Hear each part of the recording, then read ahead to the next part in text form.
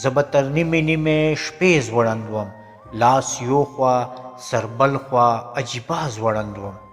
د مخ له خوا یې د کرنټونو په تارو وهلم، شاته پر ملا یې په چیترو او ډنډو وهلم.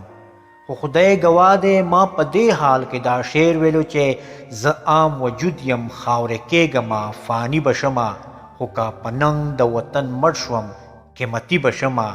کامل اخکر ته زه له سرو ما له تیر ورګډ یم، نو په دې نه یم چې په دار یا زنداني به شمه. ما که په ننګ د افغان کلکه توره وتړله، اصلي وارث د خوشحال خان و ابدالي به شمه. که مې د ستا په شوکېدلي اوربل ننګ ونه کړو، د وطن پیغلې خپل تاریخ ته تومتي به شمه.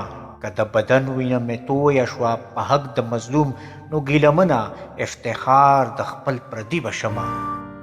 په دې کوټه کې یوه د اوسپنې چوکۍ پرته وه، په دې چوکۍ ګرد چاپېره زولنې پرتې وې.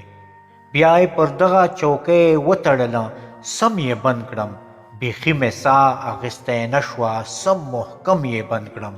دغه چوکۍ له لاندې ورو ورو ګرمېده راپسې، بوی به راتلو، د تن جامه به سوځېده راپسې. په دې چوکۍ یې لګول د برق د تار شاټونه، د اور لمبې وې راکول یې بار بار شاټونه. ځینې سزا وې خو په خوله د یادېدلو نه دي، ځینې لمحې د یادېدو بیانېدلو نه دي. دوی خسه کړه زه یې په مارانو لړمو خوړلم، ژوندی انسان وم په ژوندون یې زه په سپو خوړلم. یو ګیرور سړی راتلو چې خوشخبري در کوم، نن به سهار د اذانه په وخت پانسي در کوم. زه به خوشحال شمه چې شکر دی چې زر مړ شمه، چې بې ننګي رانه ونه شي بهادر مړ شمه. بس هره شپه به یې ویل چې نن تیار اوسه، د پانسۍ وخت را نږدې شولو بیدار اوسه. ما ته به مینه لور ماشومه لور رایاده شوله، خو د وطن به هره بوره مور رایاده شوله. ما ویل که مړ شوم شکر په ننګ د مظلومانو مرمه، زه د وطن په کونډو بورو یتیمانو مرمه.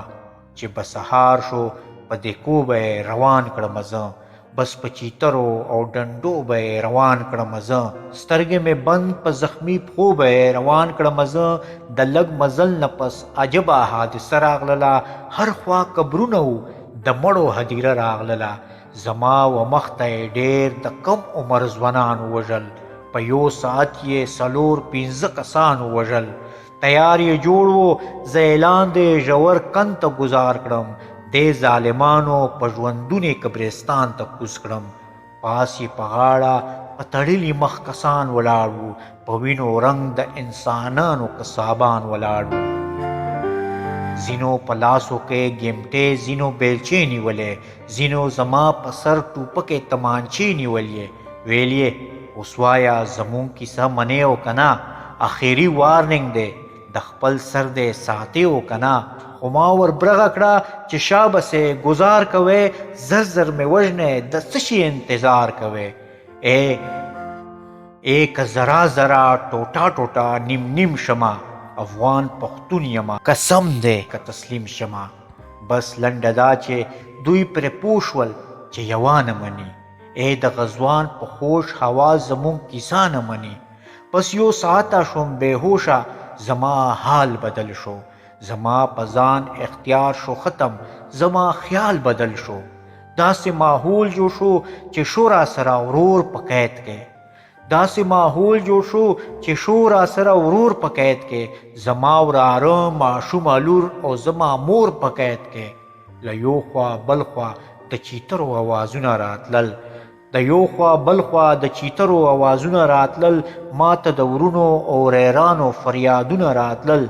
بس له دې وروسته چې دوی ما باندې هر څه ویلي، په دې پوه نه یم چې ما بد او که ډېر ښه ویلي.